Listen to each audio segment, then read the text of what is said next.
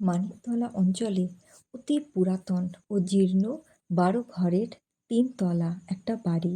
স্বল্প উপার্জনের ১২টি সংসারের নরনারী কায় ক্লেশে এখানে দিন কাটান। কল পায়খানার ব্যবস্থা একতলায়। কোনো ভাড়াটিয়ার রান্নাঘর নেই।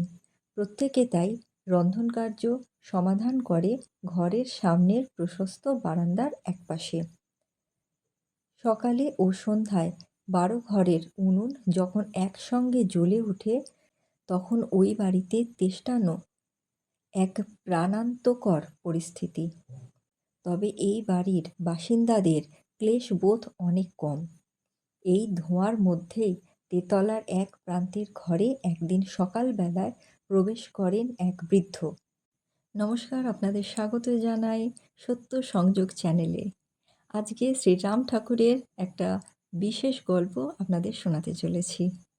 ওই ঘরখানিতে এক দম্পতি বাস করতেন। তারা উভয়েই প্রথমে আশ্চর্য হলেন যে শ্রীরাম ঠাকুর। পরক্ষণেই পরম পুলকে দুজনে ঠাকুর মহাশয়কে প্রণাম করলেন। আশীর্বাদ ভরা তার দুখানা হাত পতিপত্নীর শিরে রেখে ঠাকুর মহাশয় বললেন, আমি এইখানে কয়েকদিন থাকুম, আপনারা যদি অনুমতি করেন। দম্পতি আশঙ্কায় কণ্টকিত হয়ে উঠল। এইখানে এই পরিবেশে ঠাকুরকে কোথায় বসতে দেবেন? আর তিনি এখানে থাকবেনই বা কী করে? ঘর তো মাত্র একখানা। গৃহস্বামী শুষ্ক মুখে কাতর করুণ কণ্ঠে বললেন, এটা তো প্রায় নরককুণ্ড। আপনি এখানে কি করে বাস করবেন ঠাকুর মহাশয়? এই কিছুতেই সম্ভব নয়। মৃদু মধুর হাসির সঙ্গে ঠাকুর মহাশয় বললেন, আপনারা যখন বছরের পর বছর এখানে বাস করে আছেন তখন আমার আর কয়েক দিনের জন্য কি এমন অসুবিধা হবে? বধূটি একখানা তেলচিটে পুরনো জাপানি মাদুর বিছিয়ে দিলেন। ঠাকুর মহাশয় তার উপরে বসলেন। বললেন গৃহস্বামীকে, আপনের তো কামে যাওনের সময় হয়েছে, আমার কিছু লাগবে না, আপনে আসেন গিয়া। কর্মস্থল থেকে সন্ধ্যার পরে ওই ভদ্রলোক সস্তা দামের খানিকটা চট নিয়ে এলেন। ওই চট ঘরের মাঝামাঝি টাঙিয়ে দিলেন। ঠাকুর মহাশয় হেসে বললেন, এইবার তো আর ভাবনা নেই, আমার জন্য আলাদা ঘর হইল। দুপুরবেলা বধূটি খানিকটা ছেঁড়া কাপড় সেলাই করে বালিশের একটা ওয়ার পরিয়ে দিলেন। সেই বালিশটা এনে ঠাকুর মহাশয়ের মাদুরের ওপর রাখলেন। প্রস্তুত হলো ঠাকুর মহাশয়ের শয্যা। ঠাকুর মহাশয় গৃহস্বামীকে বললেন, তিনি যেন সুবিধা মতো কিছু মুড়ি কিনে এনে রাখেন। ভদ্রলোক আধ-সের টাক মুড়ি একটা মাটির হাঁড়িতে এনে রাখলেন। ঠাকুর মহাশয়ের আদেশ মতন তিনি একটা বাটিও এনে রাখলেন। ঠাকুর মহাশয় সহাস্যে বললেন, আমার ঘর হয়েছে, শয্যা পাইছি, ক্ষুধা লাগলেই এই মুড়ি খাউম, আমার জন্য কিচ্ছু ভাববেন না। পরের দিন সকালবেলা উঠে তারা সবিস্ময়ে দেখলেন তাদের প্রয়োজনীয় সমস্ত জল ঠাকুর মহাশয় ইতিমধ্যে নিচ থেকে তুলে রেখেছেন। আর উনুন ধরেছে, ঠাকুর মহাশয় ডাল পাক করছেন। শিউরে উঠলেন স্বামী স্ত্রী, ভয়ার্ত কণ্ঠে, আপনি আমাদের জন্য জল তুলে রেখেছেন, আবার রান্নাও করছেন? একটু হেসে ঠাকুর মহাশয় বললেন, আমি তো সারাদিন বৈশাই থাকি, একটু অঙ্গ চালনা করলে ব্যায়াম হয়, শরীর ভালো থাকে। মায়ের তো এই সময়টা ঘুম থেকে উঠতে একটু দেরি হইব, আমি একটু কাম আগাইয়া রাখি, তাহলে আপনে সময় মতো কামে যাইতে পারবেন। প্রতিদিন সকালে বৈকালে ঠাকুর মহাশয়ের কাছে ২-৪ জন করে লোক আসতে আরম্ভ করল। গৃহস্বামী সকলকেই সকাতর অনুরোধ করেছেন প্রতিদিন ঠাকুর মহাশয়কে তারা যেন দয়া করে অন্য কোনো স্থানে নিয়ে যান, কারণ এ স্থান সম্পূর্ণরূপে বাসের অযোগ্য।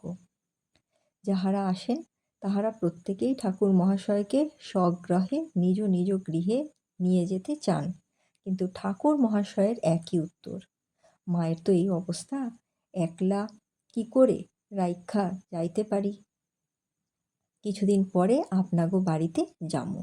যিনি আসুন তাকে ঠাকুর মহাশয় নিজ হাতে মুড়ির হাঁড়ি থেকে রকচটা কলাই করা বাটিতে মুড়ি দেন।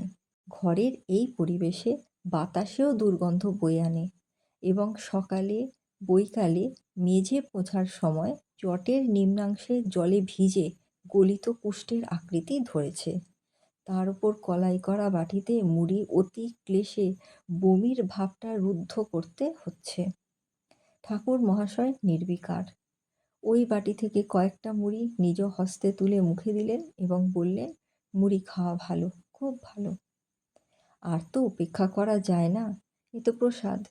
উপস্থিত আশ্রিত ভক্ত ভদ্রলোকেরা আস্তে আস্তে মুড়ি খেতে লাগলেন। এখানে যারা আসা যাওয়া করতেন তারা কয়েকদিন পর থেকেই ফল বা মিষ্টি কিছু নিয়ে এসে ঠাকুর মহাশয়ের কাছে রাখতেন। মিষ্টির ঠোঙা থেকে সামান্য মাত্র ভেঙে নিজ মুখে দিয়ে উপস্থিত সকলের হাতেই তুলে দিতেন। বাকি মিষ্টিটা এবং ফলের ঠোঙা দুই বধূকে হাতে তুলে দিতেন এবং বলতেন, মা আপনি খাইবেন আর ওনাকেও দিবেন। এই অবস্থায় পুষ্টিকর জিনিস একটু খাওয়া ভালো। সেদিন দুপুরবেলা ঠাকুর মহাশয় মাদুরের ওপরে বসেছিলেন। চটের ওপাশে বধূটি ছিলেন শায়িত।